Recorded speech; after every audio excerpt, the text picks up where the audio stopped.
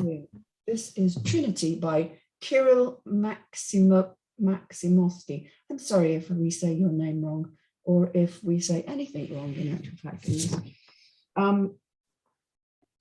Fade in. Exterior backcountry day. Ridgy, vast landscape with low bushes running in miles in any direction until meeting large mountains in the far background. A desolate place, not even animals in sight. It's midsummer, sun's about to loosen on the heat for the day.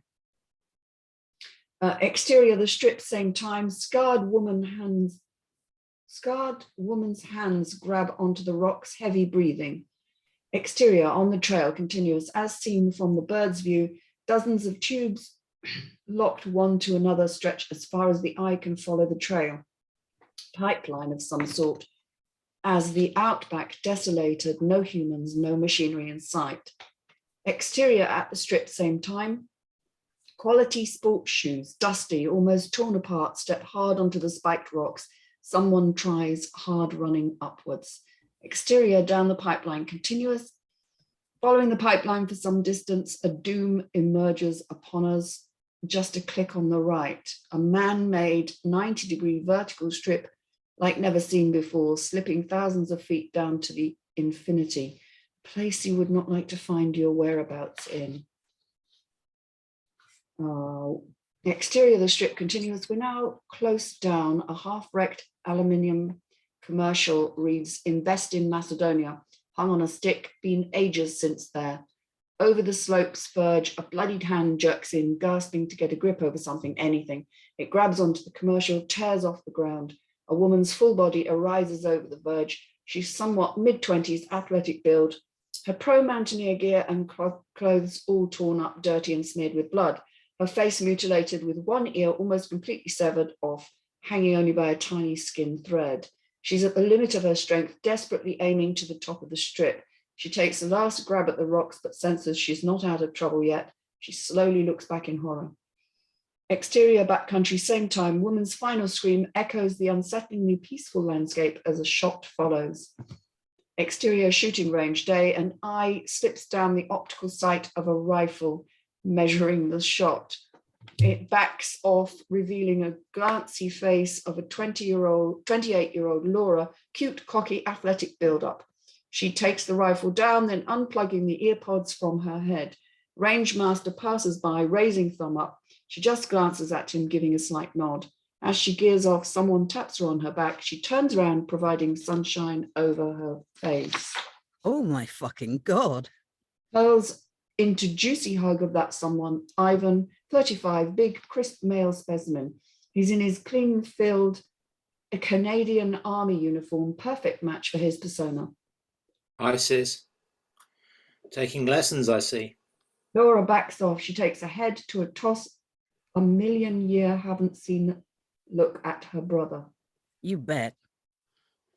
How did you know I was here? I mean, when did you come back? Why didn't you call, you prick? Got some days off before I settled my paperwork. Didn't know myself until the last minute. Did my best guess. I did send you the last tape a couple of weeks ago. That funny Russian name one. It's Dragunov. Have some respect. Takes a look at the rifle on the ground. What you been working on? Shit, that ain't USM-1, I hope. Well, give me something better. You'd be surprised what I came with from over there. Want to grab a cup of coffee? Interior coffee shop day. Modest place, everyone about their daily routine, be it serving or being guests there. Laura and Ivan sit by the window. Ivan's away, looking anywhere beyond the glass. Laura sips from her cup. So, won't be awkward to ask you how it was there? No, sis. It was a job, mostly. You get ups, you get downs, pretty much a routine. I see you're getting good on the range.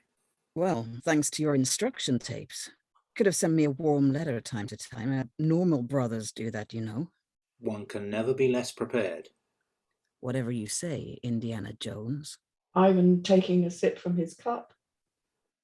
Say, how's George? Prick.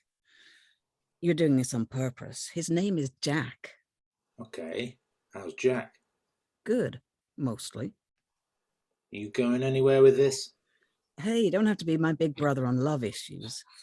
Yeah, we're going. We're going to Macedonia, ain't we? Healing trip. Well, thank you for the invite, but Oh, no.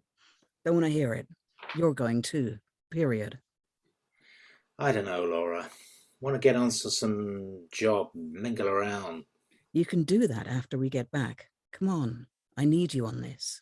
Like love issues advisor? Fuck you. Besides, you're only one to speak the language. You'll definitely come in handy. Zatiba, do so merger. Ivan takes a sip of his cup. Laura's like, huh? Exterior city, various locations. Laura, Ivan, and some dude having a great time at some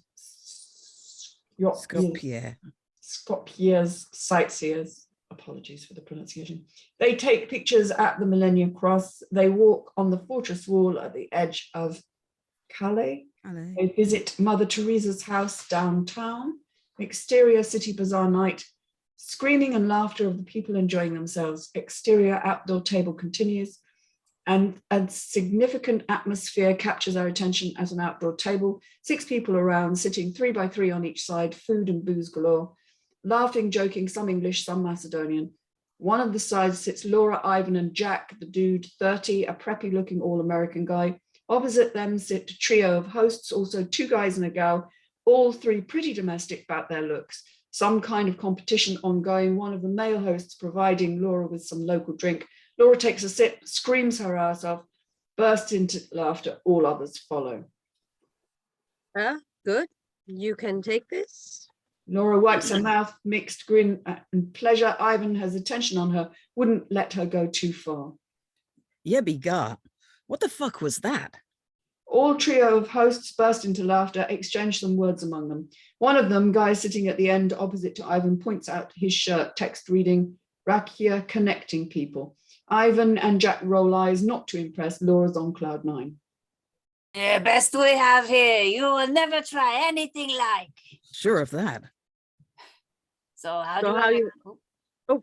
No, wrong one. Sorry. So how you like Macedonia? A lot of fun. You got to get back sometime. Food good? Jack and Ivan exchange looks. Don't know why everybody around here keeps asking us the same all the time. But yes, food's good. But I understand you come from here, right? Yeah, not born and raised, but my sister Laura and I have domestic heritage. Hosts look blunt. Roots. Our grandparents were from around here. So you climb mountains? No, we're backpackers. Blunt looks again. Oh, shit. Ni smi avventuristi. Hosts now understand, all nod. You good? Yeah, I try. Actually, we're visiting the St. Trinity Monastery tomorrow. Yeah, a lot of praises. We heard one of the oldest places around. Now the hosts exchange looks, but not in a good way. Yes, very old. Well, more of a century, but of tourists go there to visit. We don't like so much. Yeah? Why? Not into religions. Oh, sorry. It's difficult, isn't it? Not into religion so much. We enjoy new times, yes? All nod as having mutual agreement. They all get back to their meals when all of a sudden the female host comes alive. There's a legend of the monastery. Ain't it always? No, this one is very strange. Exterior woods flashback. A bearded man, 60, folk road, prowls around the dense forest. Something caught his attention. He looks beyond the fern. Very long ago, during the wartime, a head of the monastery found a young girl hiding in the woods nearby. He realized she was hiding there for months in the wilderness as her family was killed by the war party. A young girl, 20, sits crumpled, dirty clothes torn apart. She survived by eating leaves and bugs and was almost like a wild animal. The monarch admired her strength and will to survive, so he housed her back in the monastery, and soon she became his wife and they had baby boy. Exterior monastery compound flashback. Bearded man and the girl, now clean and neat, walk side by side. Girl has a large belly. Some monarchs cross their way. They mimic cartoonish go away, as this was strictly against the rules. When the other monarchs found out, he and his family were expelled from the monastery. In return, he casted a curse upon the monastery that no one can find his way to it ever again. Exterior monastery gates flashback. Bearded man tears off his priest robe and naked along the naked girl mimics a wild man, both running into the woods. Exterior city bazaar back to now. By this time, no one actually does anything but carefully listens to the story as transfixed. But people visit it regularly. Male host burst into laughter. Just the story, man. So sad. What happened to the baby? Jack gives her a "we just ate a bunch of onions" look. Who knows? Just a strange story is not real, probably. As I said, it goes with the castle. We're planning on taking a minibus route. Can you suggest any better? No, bus is best. Now you can go all the way, but there is much walk, or driver can leave you halfway on a place called Studencita. And from there on, you can climb on foot. It's hard to go, but quicker. If off the maps, I don't know. We'll take it into consideration. Thanks. Trinity is a great place. You will find much peace there. Well, let's raise a toast to it. They all raise glasses together. Exterior bazaar alley later on. Jack, Laura, and Ivan linger together through a half-dark, empty alley. End of our section. I'm going to say that I think this writer does not have English as a first language. No. Forgive me if you do. If you do, you need to spend a little time on the grammar and etc. But if you don't, well done for writing it in English, because that's remarkable. And I certainly couldn't write it in whatever language you speak in Macedonia. I'm sure it's so difficult. Take a stab at Macedonian. Macedonian, yes, but you don't know, do you? Some people in some countries have a mixture of languages. I mean, I'm just thinking of, I don't know. Switzerland. Switzerland, Exactly. exactly. Three languages. Three languages and none of them Swiss. There isn't a Swiss language. That's what I mean. Yeah. Well, technically, there's 4 languages there. English being the 4th. So who wants to start off? Catherine? Okay, yeah. I'd like to know when it is. Again, I don't think that was mentioned. That's very important, obviously, because that denotes an awful lot. Yeah, I thought it may have been translated, perhaps, or it came across broken English, which is absolutely fine in dialogue, because that's how the character speaks. That's no problem at all. But in the action, depending on what country you're selling it to, it needs to be perfectly written in that country's language, because lots of people won't bother looking at it if it's wrong or difficult to read, which it can make it difficult to follow and difficult to read. And a lot of people will just give up and they won't read it, and then you won't get your film scene made, blah, blah, blah. So with that, the translation thing needs a little bit of a tidy up in places. Some sentences don't make sense and therefore can completely denote a different meaning, and that will change the feeling of the piece in total. And proofread wise, there's a couple of caps lock missing and some extra spaces and some spaces missing. So a general tidy up of the proofread, perhaps. And I would suggest quite strongly giving the characters that sound far too similar different names, so we don't get mixed up like we did just prove twice by having far too similar character names. Even if the little characters, give them a name or differentiate a little bit. But having said all that, that once I could follow what I could follow was quite intriguing, and I did want to know what happened next. There were some interesting characters going on there and some sneaky looks between them, so there was a lot of dangling carrots on sticks at the audience, which I quite liked, which was intriguing. So other than a basic tidy up, I quite enjoyed it. Cool, thank you. Errin? I liked the brother and sister dynamic. They had like a really playful relationship. I mean, everything Catherine said too. And I'm curious about the genre, like if it's like what she called him Indiana Jones towards the beginning. I'm wondering if it's some sort of element of like searching for some sort of hidden treasure or something coming. So I don't know, I'm curious. I'm very curious to see what happens next. But what Catherine said. Cool. Stewart. Just a quick point. Did the writer, when they say monarchs at the end, did they mean monks? Monks. Because it's in a I wasn't sure. And I mean, I think it's meant to be monks. it could be monks, because monarch doesn't just. I thought, well, they're not butterflies, and there is a monarch butterfly, and of course they're clearly not all kings. So No. yeah, I think you're right. I think it meant to say monks, but anyway, Monks, to yeah. have a look at that. I was intrigued by the opening very much, and wanted to know who this woman was that had her ear nearly hanging off. Well, why that had all happened and where that was going. And then can anyone illuminate me on what a doom is? I don't know. I'm wondering if that's lost in translation as well. I don't know what. Is that the type of gun she was using? Or? It says following the pipeline for some distance, a doom. Oh, right. Sorry, no, I didn't. That's where I thought it sounded like broken up or badly translated. I wasn't quite sure. Okay, so I didn't know quite what that was. I wondered if it was a vehicle or some screen effect or something. Sorry. No, carry on. I'm just going to look at the email it came with. Carry on. But yeah, equally, like Errin said, I was intrigued by the brother and sister and their relationship and what was going on there, and what the background between them was very interesting for me, and why she was shooting and practicing her rifle shots. Is she in the army, or is she an assassin, or all this kind of stuff started coming into my head.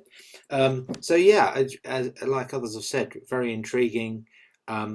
The language, as people have said, needs to be tightened up and checked. And if that can be smoother, then I can see this grabbing the attention of somebody.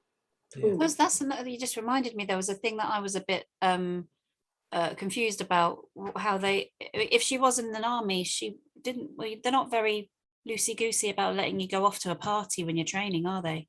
So I found that a bit odd, that she was training and then suddenly they were off on a hike somewhere. I was like, oh, so she can't be in the army then, but then she'd have to be. But I don't know, I found that a bit confusing, but it was very intriguing.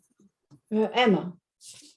Well, I am also intrigued and would like to know what happens next in the story. I've just been crossing lots of things off that other people have said, so we're not doubling up. But I thought the start, I couldn't quite picture it, but it was quite interesting, because I was thinking, is it like a computer game, or is it like Dune, or is it like maybe is it sort of I don't know, I couldn't quite work out what it was like, but or like Westworld or something, where people go to a different kind of sort of place, sort of, that isn't quite real. But I was quite interested in what was going on. What does that sideways note say? Nothing of any interest at all. Tiny thing. If you're in your 20s, you're not a young girl.